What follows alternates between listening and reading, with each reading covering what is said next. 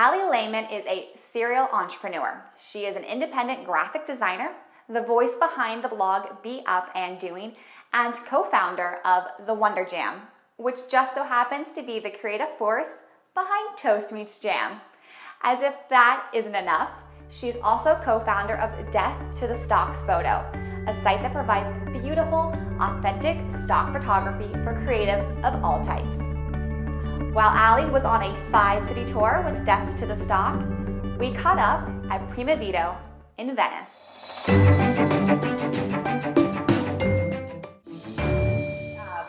I use Death to the Stock Photo, and it's so funny, and we'll get into this later about how we actually met, sort of working together, and then roundabout, I realized that you were behind Death to the Stock Photo. I didn't even know that. It was so funny. Really funny. Yeah.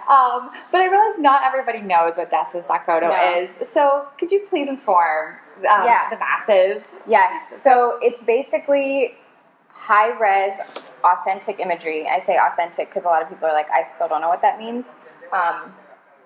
That we distribute for free. So we'll send out 10 photos a month that all have like the same theme. It's all shot kind of within like one cohesive like shoot date. Like here's an artist painting in his like studio, and this is his story of like creating work. Cool. Sometimes it's like we funded a concert and we shot like a music type pack. Cool. So a lot of guitars, lights, like stuff like that, photos. So we do that, and then you can sign up for a free or a premium version and get access to the last like 12 to 24 months of our existence. Yeah. So I met David, who owns it, Death to Stock, with me. He might have just graduated from college, and we had collaborated on projects before, and so I remember telling him, hey, I have all these photos in my Dropbox. Like, I had just gone to Hawaii. And I'm like, how many Hawaii photos am I going to be able to post online? How many sunsets and dolphins? Yeah, like ocean. Great. Yeah. So I was like, I have all these photos in Dropbox. What if we just, like, let people sign up to get them? And so we put up a coming soon page that just, like, let you join our mailing list on MailChimp.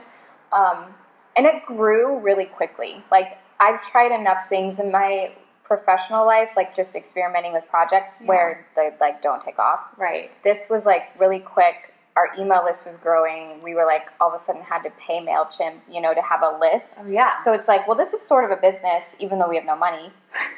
And so for the first year, like 8 months, we didn't have a business plan. Like we would get featured on like really big publications online, and people in the comments were like, well, what's their business model? And we were like, we don't have one. It's just for fun. And so we had thought about, maybe we should sell individual photos. But I was like, I don't just want to be another like Shutterstock or iStock photo.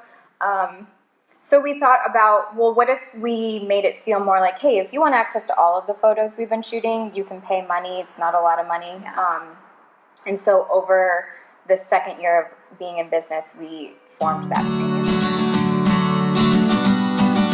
I still hate calling myself a photographer. I feel like, I make money doing photos, but it still feels so much like an add-on, like hobby that, I don't know, it's just weird to think through that. Did you never have it in your mind that you would be a professional photographer? No, never. I still don't even, I'm like, I remember tweeting the other day, it's weird to be called a photographer more now than a designer, because design's always been like the thing I want to do. And David, who is my partner in Death to Stock, called me out. He's like, you aren't just one thing. Like, you're many things, and he's the kind of person that's like, you should call yourself a photographer to become a photographer. Like, you have to get into that mindset.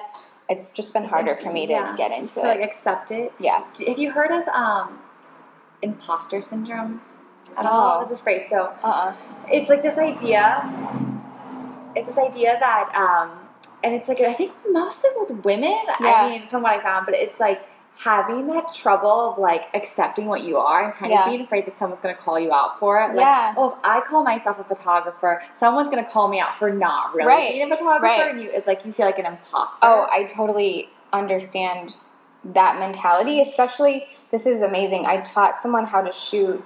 I taught them how to use a camera like 2 months ago, and he already knows more technical stuff than I do. Like, he's one of those people that's like immerses himself in it, learns how the camera works, all the settings, how to use Lightroom. So the other day he was assisting me on a shoot, and he's like, do you ever push your sharpen, like the sharpening all the way down and then do it in like process, like when you're editing? And I was like, I don't know what you're talking about. And that was that moment where I'm like, oh my gosh, they found out that I'm not real, you know?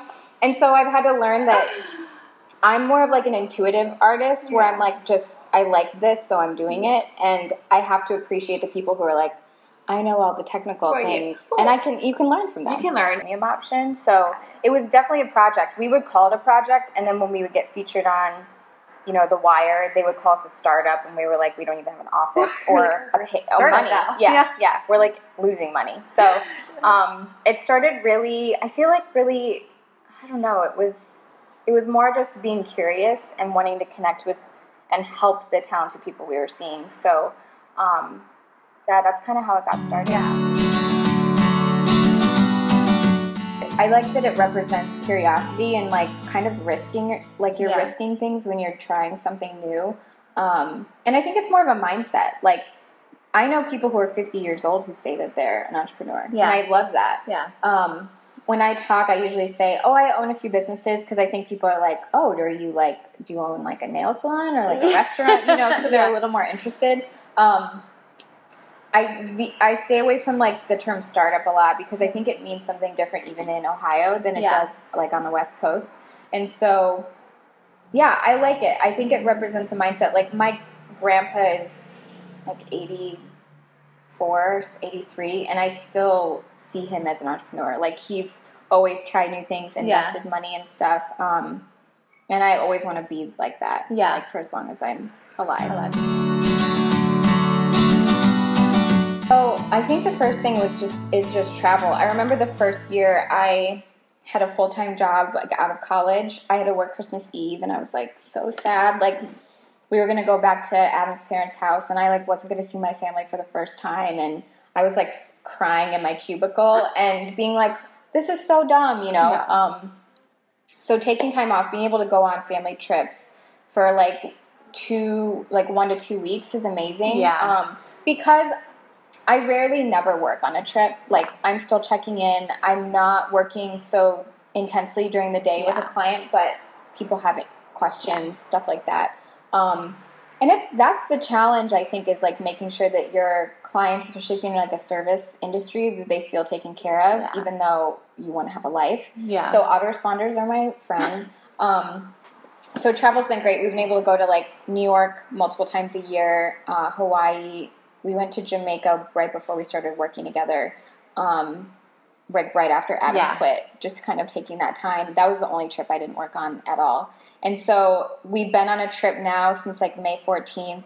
I really miss my dog, but it's been so fun. Yeah. Yeah. So travel, and also like compensating talented people. So with Death to Stock, we can pay someone a decent amount for photos, like actually overpay them what they would normally require. Cool.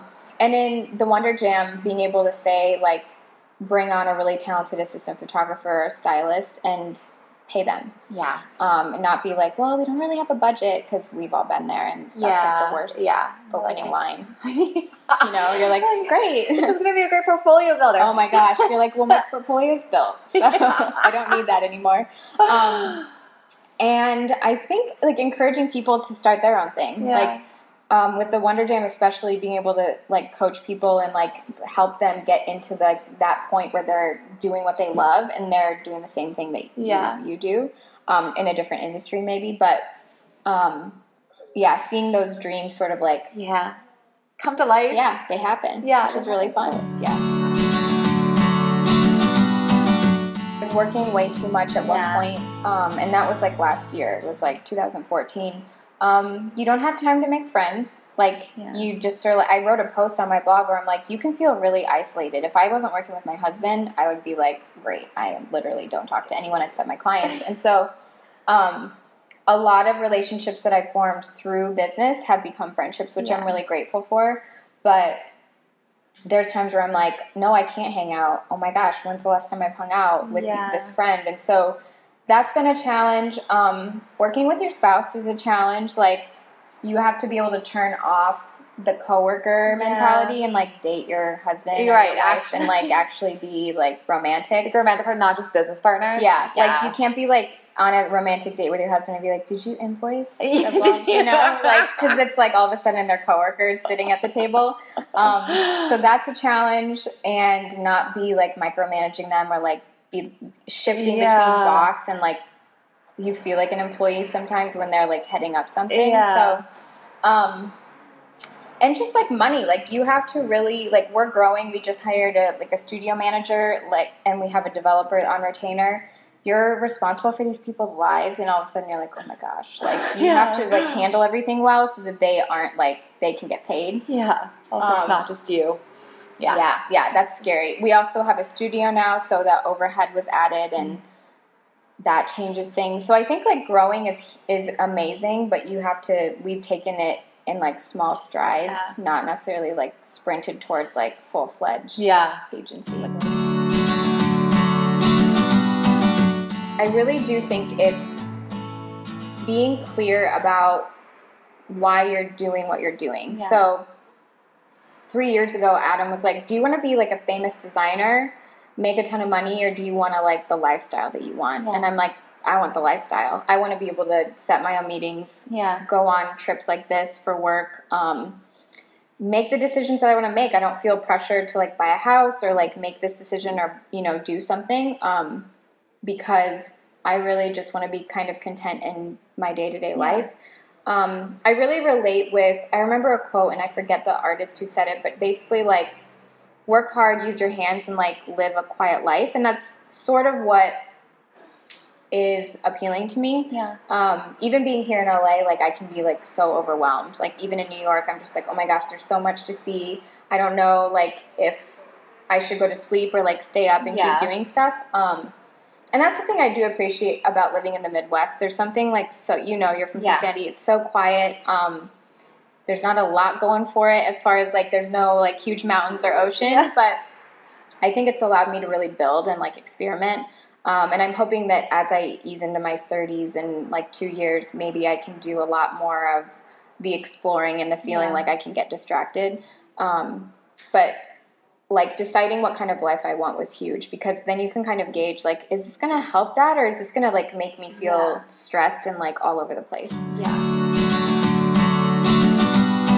Try it without spending any money. So, and I know sometimes that's not possible, but you know, let's say you'd want to do like skincare, make some at your house. It's not that big a deal. Don't sell it. Give it to your friends, get feedback. We always say if you have a product or like, maybe even like a food, like if you're in the food industry, have a party, make it for like 50 people, have people like vote on what's the best. Like you have this network that loves you and will be probably pretty honest, you know, like I liked this one, not that one. So we'll meet some people who are like, yeah, well, I want to make this thing, but like no one's had it. And you're like, well, you know people, right? You know, just like, try it. Just test it. Yeah. And I think making the decision of like, what do you want out of life? Like, don't tie yourself into this even like self-made job only to hate your life. You know, like I don't like doing mundane tasks. So like I could never own a shop where I'm like packaging things. I would just hate it. I also don't want a career where I have to be like speaking to tons of people or like managing 50 people. So asking yourself like, what do you love to do? How can you do it? How can you help people? Is there a market for it? And don't just like throw all your money at it at first. Like try, like you were blogging before you ever launched Toast Meets Jam. So like, do you like blogging? Like it would have been horrible if you're paying money to like build a blog and you're like, I've never tried it. Let's just do it. So I always say like start small, figure out if it's right for you, and reassess all the time. Like I think I heard like most businesses who make over $1 million like have shifted in their like from their original goal. You see it all the time where like startups are like, this product was this and now it's that. Totally different. And then I think the last thing is like, do you want to be like a self-funded business? Like, do you want to just be like a small, like you work hard, you put in the money, or do you want to get like someone to fund it. Yeah. And that's totally amazing, you know? Yeah. But I think that changes the direction and, like, whose input is important. And I'm more of, like, I'm just going to, like, make the decisions myself. And, like, if it fails, it's only on me. Yeah. So I think that's important. That's important. Yeah. What's at the top of your bucket list? Oh. Top of my bucket list would probably be... Gosh, that's hard. I've always thought about my bucket list, and then I get like, oh my gosh, what would I want to do? Oh, I know what I want to do. And it's very attainable. I want to go visit. So my family, I'm half Filipino.